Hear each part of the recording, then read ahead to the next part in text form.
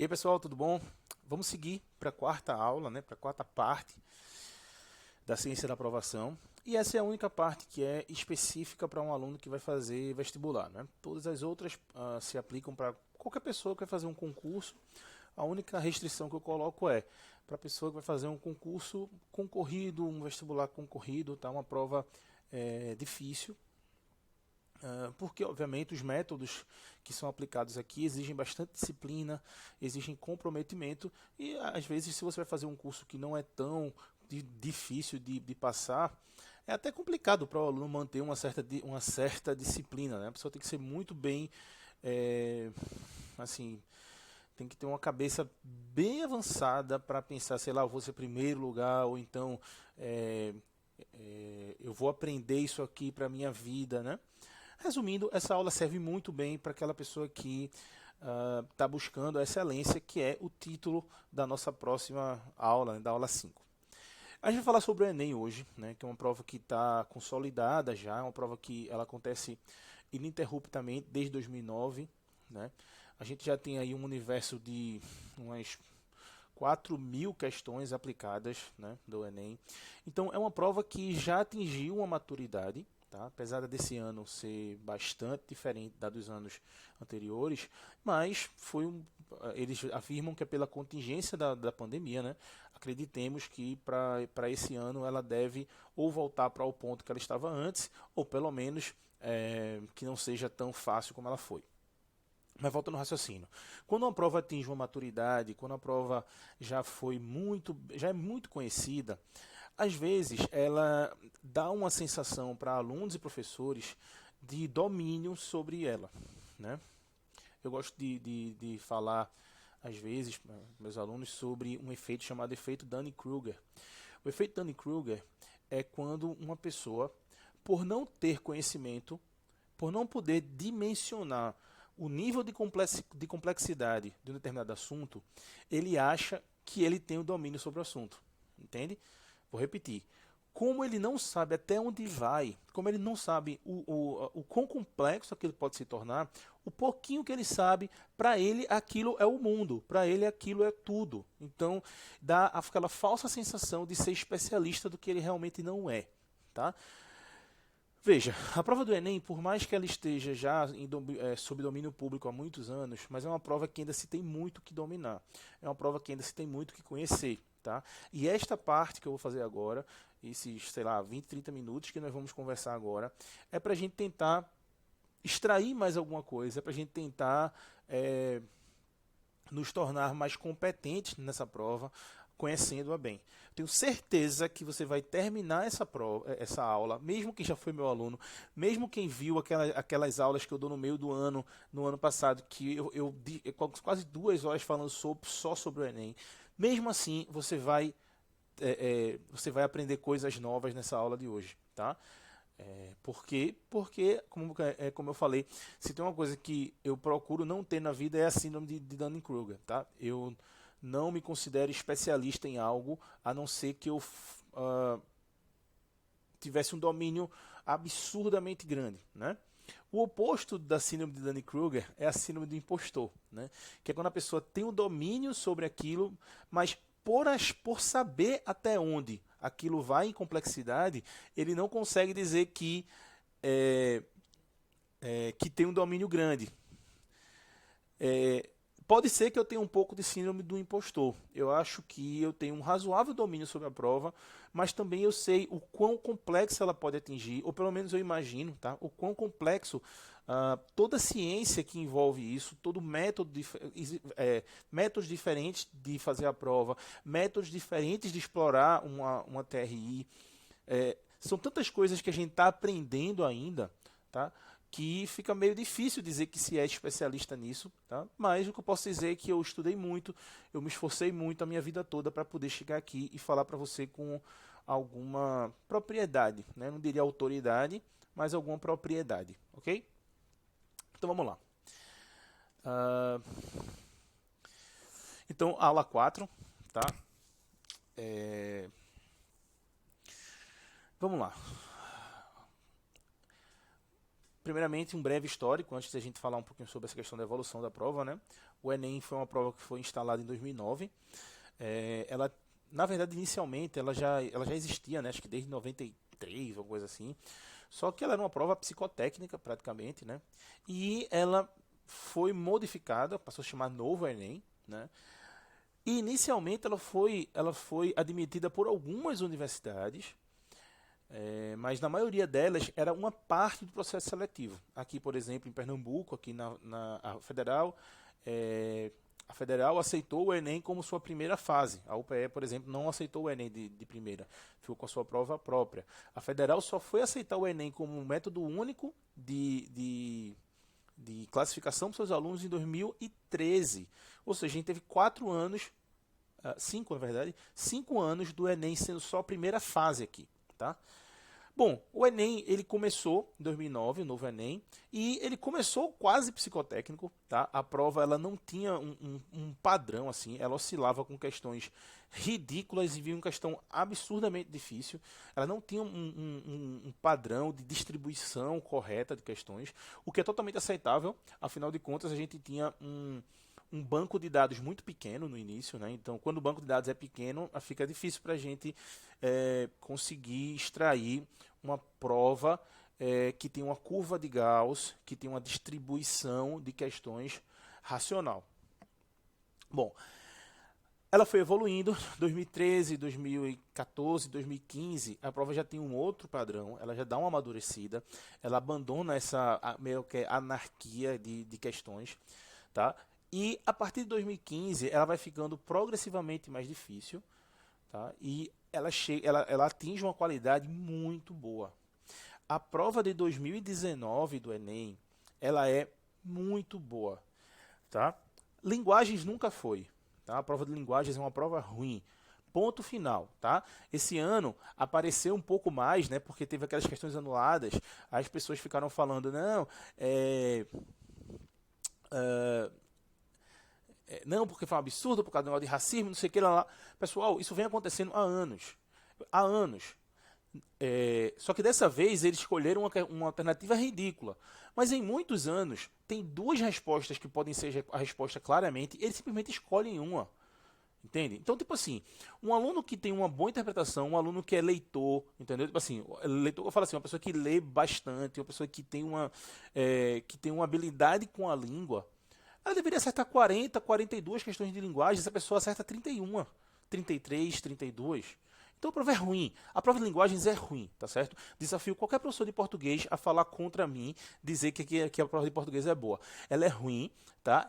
Ela é ruim e eu tenho como provar isso cientificamente. É só pegar a quantidade de pessoas que fazem a prova e jogar as notas delas numa distribuição normal, tá certo? A distribuição vai dar completamente irregular. Como é que eu sei que ela vai dar irregular? Primeiro, pela quantidade de dados.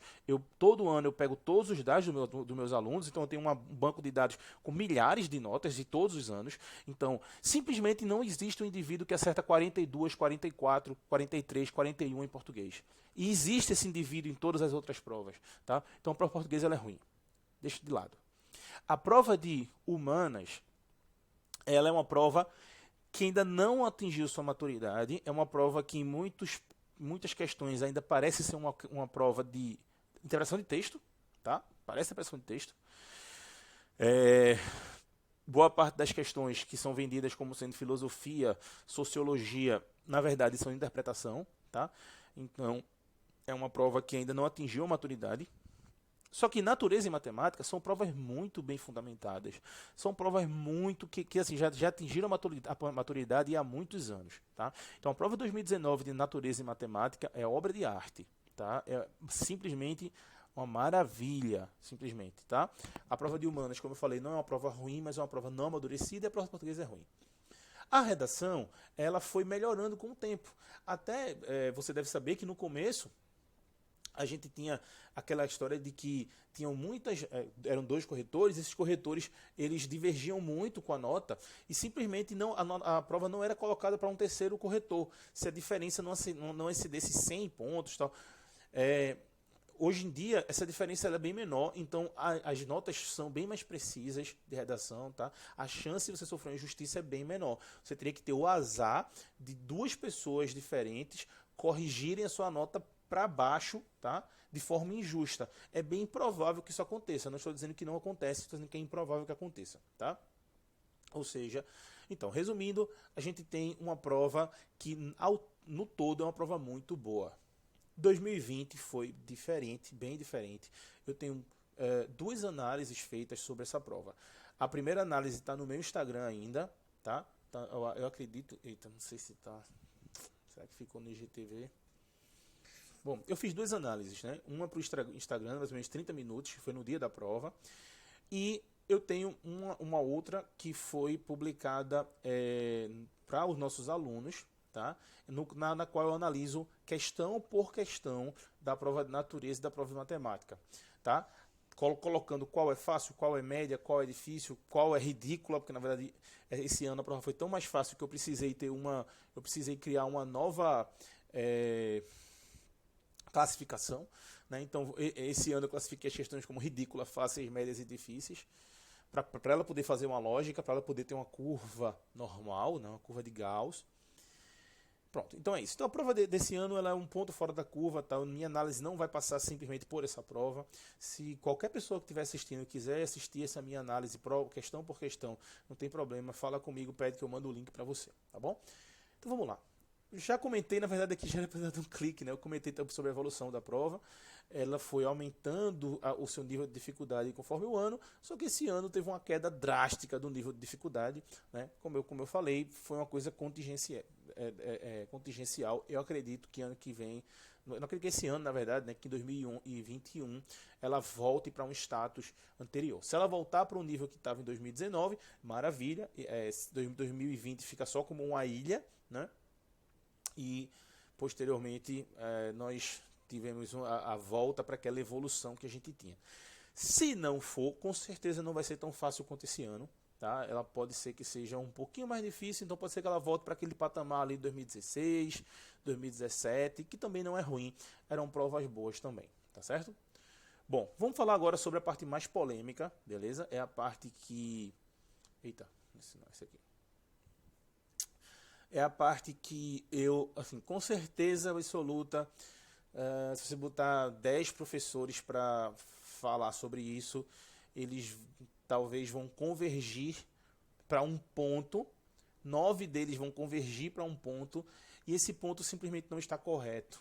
E eu vou mostrar com dados porque esse ponto não está correto, tá certo? Vamos lá. Primeiramente, para você ter uma ideia do que é o TRI, tá? Tem muitas pessoas que estão assistindo agora que não tem muita vivência com o vestibular, com o Enem, não sabe muito bem o que é a teoria da resposta ao índice, desculpa, a teoria de resposta ao item, tá? Que é o TRI. Vamos lá. Aqui de forma bem básica, tá? Eu vou mostrar como é que seria um exemplo de um TRI. Seria assim. Vamos supor que isso aqui é uma escala de dificuldade das questões, tá? As questões elas são numeradas com uma porcentagem de dificuldade, com uma porcentagem não, é como se você desse uma nota para a questão. Tá? Por exemplo, uma questão 200 é uma questão muito fácil. Uma questão 750 é uma questão já bem difícil, entende? Então, você tem, é como se fossem pontuações diferentes. E essas pontuações, um software, ele calcula baseado na baseado... Como é que chama? No pré-teste que as provas são passadas, né? As provas passam por um pré-teste e aí todos os dados são analisados por um computador que confere uma nota para essa prova, uma pontuação para essa prova. Essa pontuação vem da quantidade de pessoas, da porcentagem de pessoas que acertaram aquela questão, tá? E também do padrão de pontuação das pessoas que acertaram aquela questão. Por exemplo, se uma questão 80% das pessoas que acertaram, que tiraram 600 de nota, acertou a questão. A questão tende a ser fácil. Entende? Mas se uma questão, por exemplo, só tem 30% de acerto entre as pessoas que ficaram com mais de 700. Porra, é uma questão difícil. O cara acertou mais 700 e ainda assim não conseguiu acertar essa questão. Bom, de todo jeito, isso foge às nossas habilidades. A gente não tem como, quem faz isso é um software, a gente não tem como calcular, não tem como ter acesso a esse valor, tá certo? Mas aí vamos entender. O TRI analisa o padrão de resposta do aluno, tá?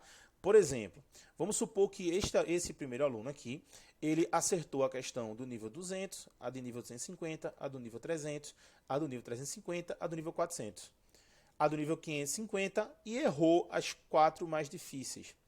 Isso é uma prova com um certo padrão, tá? Ela teria um padrão ideal se ele tivesse acertado essa também.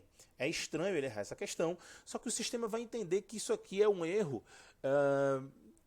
Pode ser uma desatenção, pode ser uma coisa que ficou batida, que passou batida, mas não vai tirar muito ponto do cara por ter errado essa questão, tá certo? Porque há um padrão na prova dele, beleza?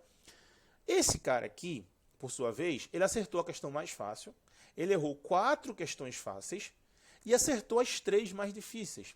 O sistema vai entender que, peraí, pô, esse cara aqui tá tirando onda com a minha cara. Como é que poderia acertar as questões pereba tudinho e errar as questões pereba tudinho e acertar as questões difíceis? Não faz sentido. Esse rapaz aqui pode ter chutado, ele pode ter filado algumas questões, tá? Não há coerência no conhecimento dele. Aqui, nesse gráfico, ele coloca aqui, por exemplo, esse cara acertou 5 das 10, esse cara acertou 5 das 10. Esse aqui tirou 518, esse aqui tirou 384. Vendo esse gráfico, qual é a primeira coisa que você está pensando agora, que o aluno está pensando agora? Porra, os dois acertaram a mesma quantidade e esse cara aqui ficou com 134 pontos na frente desse? Meu Deus do céu, então o TRI é muito importante. Veja, o TRI é importante, sim.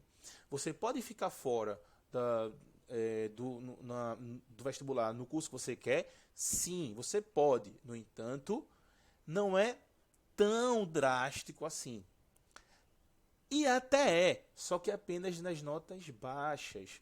Nas notas mais altas, o padrão de correlação entre número de acertos e nota final é muito mais próximo do que nas notas baixas. E Bruno, tu pode provar isso que tu está dizendo? Vamos lá, vamos olhar com os dados, tá? Esses dados aqui, deixa eu baixar aqui. Esses dados aqui, eles são... Não olha para mim não, olha para o gráfico, tá? Esses dados aqui, eles são, creio que 2015, tá? E ele mostra o seguinte, qual foi a pontuação máxima e qual foi a pontuação mínima de cada indivíduo para cada número de acertos. Então, por exemplo, o cara que acertou 3 questões numa prova de 45, o cara acertou 3, a nota máxima dele foi perto de 400, a nota mínima foi 300 e uma coisinha, beleza? Vamos botar aqui o valor que ele colocou, por exemplo, 12 questões. Essa é a prova de humanas, tá? 12 questões da prova de humanas, ele acertou 540, nota máxima, 340, nota mínima. Pessoal, isso são 200 pontos de diferença. 200 pontos de diferença. Nota que quando o número de acertos vai aumentando, você está vendo que a barrinha laranja e a barrinha azul está cada vez se aproximando mais? Quando chega na faixa de acertos das pessoas das notas das pessoas que, por exemplo, vão fazer medicina, que tem chance de passar em medicina, a nota de humanas fica ali por 35 a 40 questões normalmente. Não quer dizer que quem tire menos não vai passar, mas tipo, normalmente. Se eu pegar aqui, ó, de 35 a 40, você já nota que é bem mais próximo. A variação é bem mais próxima, tá? Entre nota máxima e nota mínima. Lembrando que essa nota máxima é o TRI o melhor possível para essa pessoa e a nota mínima, o TRI, é o pior possível para essa pessoa. Ou seja, essa nota mínima aqui, por exemplo, para quem faz 37 questões, essa nota mínima aqui é para quem tem aquela prova desastrosa. Ela errou, quase tudo que ela errou foi fácil, entendeu? E quase tudo que ela errou foi difícil. A realidade, na verdade, é que é mais achatado do que isso ainda. Então, a diferença, ela entre uma pessoa e outra, ela vai girar ali em torno de 30, 40 pontos. Você diz, Bruno, mas 30, 40 pontos faz muita diferença. Faz, mas, por exemplo, prova de humanas tem peso 1 para medicina. Você vai pegar esse peso e esse 30, 40 pontos de diferença vai dividir por 10, que vai virar 3 ou 4 pontos na nota final. Bruno, mas 3 ou 4 pontos de diferença na prova final, na nota final, eu posso ficar de fora por causa disso. É claro que você pode ficar de fora por causa disso. Eu só estou dizendo que não é os 200 pontos que aparenta ter aqui. Então, a mensagem que eu quero passar para você é o seguinte: quando você acerta muitas questões, tá? O TRI não desaba a tua nota absurdamente, tá? Agora, entre duas pessoas que acertaram 39 questões, é justo que ele pegue, por exemplo, uma pessoa que acertou 39 com a prova totalmente coerente e dê para ele uma nota quase 800. E uma pessoa que fez uma prova que não foi tão coerente, fica ali por volta de 770, 760, beleza? Que é nesse meiozinho aqui, ó. Então, uma pessoa que acertou 780 acertando 39 questões e uma pessoa que acertou 760 acertando 39 questões, a prova avaliou a habilidade da pessoa, porque houve um padrão, certo? A pessoa que teve uma prova mais coerente, a tendência é que essa nota dele seja maior. A pessoa que teve uma nota menos coerente, a nota foi menor. Vamos olhar outros gráficos, só para você entender o padrão. Esse aqui é o gráfico de Ciência da Natureza do mesmo ano, 2015. Olha isso, papai. Olha o quanto abre o gráfico na quantidade de acertos baixa. E olha como ele aperta na quantidade de acertos alta. Ou seja, uma pessoa que acertar 38 questões, por exemplo, a diferença é quase nada de uma nota para outra. Uma pessoa que acerta 39 aqui, ó, nada a diferença. Será que isso é coincidência? Vamos ver linguagens. Dá para ver que ela abre aqui e aqui ela abre menos. Agora, olha a matemática. Olha o quanto ela abre aqui e olha o quanto ela abre menos aqui. Beleza? Qual é a mensagem que eu quero passar para você aqui? TRI é importante? É. Mas ele é como se fosse o critério de desempate num campeonato de futebol. Vamos lá, para quem gosta de futebol, vai entender o que eu vou falar. Para quem gosta de futebol, você sabe que uma vitória dá 3 pontos ao time vencedor e o empate dá 1 ponto a cada time, né? No Campeonato Brasileiro, por exemplo, tem 38 jogos. Ao final dos 38 jogos, por exemplo, os times que vão para a Libertadores, por exemplo, os 6 primeiros vão para a Libertadores. Esses 6 primeiros são os times que fazem mais pontos. Só que pode ser, por exemplo, que entre o 6º e o 7º, eles tenham feito a mesma quantidade de pontos. A partir daí, eu vou analisar o número de vitórias. Se eles tiveram o mesmo número de vitórias, eu vou analisar o saldo de gols. O time que tiver maior saldo de gols classifica para a Libertadores. O que não tem, fica de fora. Veja, entenda qual é a mensagem aqui. É possível ficar de fora por causa do critério de desempate? É. Mas tem uma outra mensagem embutida aí. Se você faz mais pontos, você não precisa do critério de desempate. Entende? Então, assim, quem acerta muitas questões, o TRI não vai derrubar muito sua nota. A sua nota vai ser alta de todo jeito. Ah, Bruno, mas isso aí foi o ano de 2015. Vamos ver se tem outro ano, tá certo? Isso aqui foi 2013. Aqui ele já mostra só esse spread, só a diferença do maior para o menor. Você consegue ver um padrão? Agora olha esse.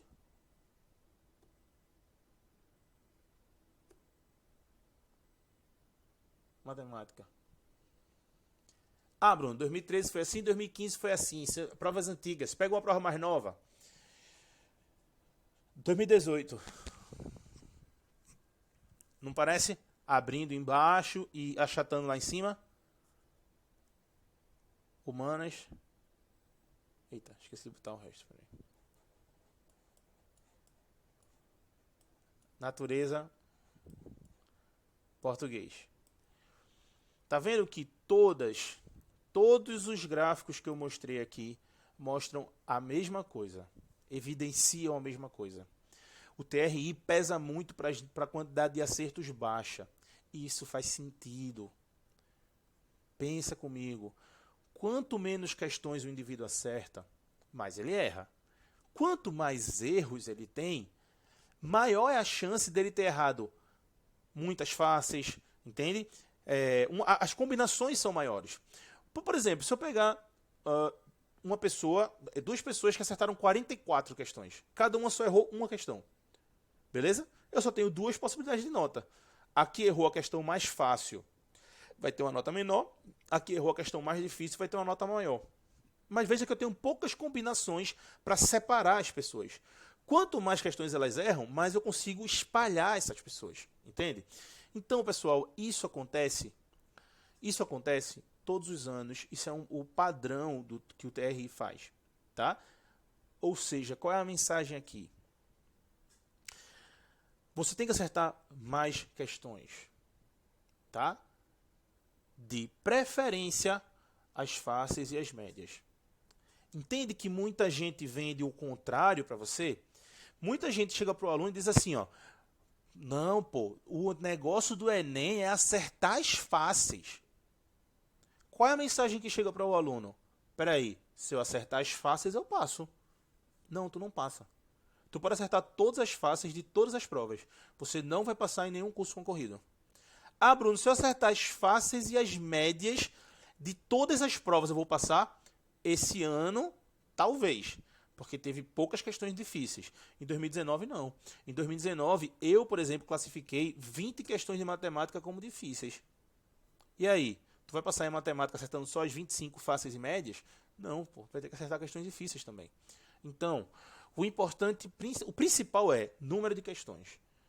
Tá? O importante é fazer pontos para esse time. De preferência que esses pontos venham através de vitórias e não através de empates, porque as vitórias são critério de desempate. Entendeu? Como é que a gente tem que pensar? Então, qual é ainda tem mais um tópico dessa parte da aula, mas qual é a mensagem final que eu tenho para dar para você sobre esse assunto, sobre TRI? A mensagem final que eu tenho para dar para você é o seguinte: estude, tente dominar os assuntos, tá? Estude sempre um nível acima do da prova que você está pretendendo fazer. Se o Enem tem um nível padrão, que já é um nível bastante alto, tirando 2020, se o Enem tem um nível bastante alto, você tem que estudar para ele um nível mais alto ainda. Tá?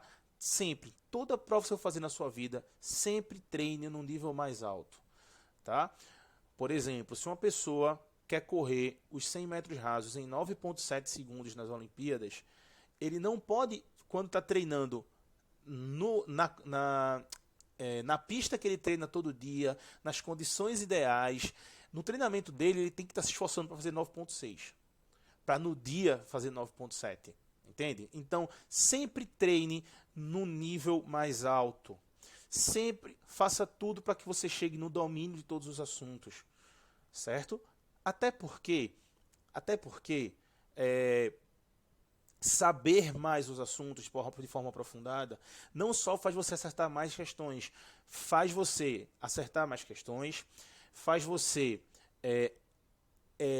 andar na prova mais rapidamente, você vai acertar as questões mais rápidas, faz você classificar mais rapidamente as questões como médias e difíceis, fazendo você andar na prova mais rápido, aumentando a possibilidade de você fazer todas as fáceis, depois voltar e fazer as médias, depois voltar e fazer as difíceis, certo?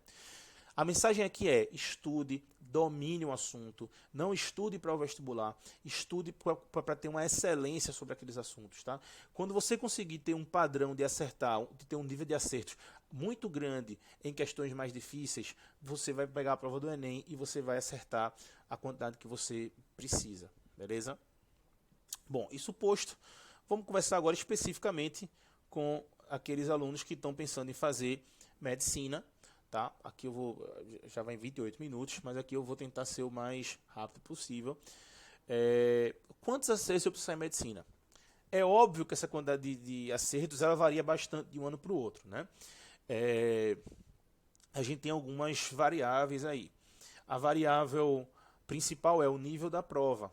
Por exemplo, eu tive uma aluna, que hoje é nossa monitora, que passou o ano passado na Federal aqui de Pernambuco, na UFPE, acertando 138 questões. Tá? Esse ano foi dado 10% de bônus para quem vai fazer provas aqui, tanto da Federal quanto da Estadual, tanto da UFPE quanto da UPE. Isso faria com que a quantidade de acertos caísse. Então, se o nível da prova fosse igual ao do ano passado, eu acho que teria gente passando com 135 acertos com uma TRI boa e uma nota de redação pipocada. Obviamente que a quantidade maior de pessoas passariam ali por volta de 140, entre 140 e 145 questões. Sabe o que vai acontecer esse ano? Vai acontecer que vai ter gente que vai fazer 145, 146 e não vai passar. Mesmo com os 10% de bônus. Por quê? Porque a prova foi muito fácil. Então, a quantidade de acertos não importa. Você tem que ser melhor do que os seus concorrentes, certo? Ser melhor do que seus concorrentes implica em uma prova com muitos acertos e coerente no TRI. Então, coloca como meta aprender os assuntos. Porque se a prova vier muito difícil, pode ser que você acerte 32 questões e seja muito bom. Pode ser que você acerte 38 e não seja bom. Entende? Depende do nível da prova, tá? Você tem que buscar, obviamente, acertar o máximo de questões, beleza? Mas sabendo que quando a prova é muito difícil, mesmo você não tendo acertado tantas questões, você ainda tem muita chance de passar, tá? Bom, eu tenho certeza que agora você já entendeu qual é a mensagem dessa aula. A mensagem dessa aula não é simplesmente assim, fica fazendo só um monte de prova aí, fazendo um monte de questões, que assim você vai acertar as mais fáceis e você vai passar em medicina. Não, você não vai, tá? Fazer muitas questões é importante, só isso não serve para nada. Acertar as questões fáceis é importante, só isso não serve para nada. Beleza? É isso, pessoal. Muito do que a gente viu aqui é sobre buscar excelência, né? Buscar se superar, buscar ser o melhor que você pode. E isso tem a preparação do seu corpo e sua mente para isso, para se tornar uma pessoa, um indivíduo de excelência em determinada atividade, passa por preparar o seu corpo e sua mente de forma apropriada. E esse é o tema da nossa última parte, a parte 5 da nossa aula, tá certo? Nos vemos lá.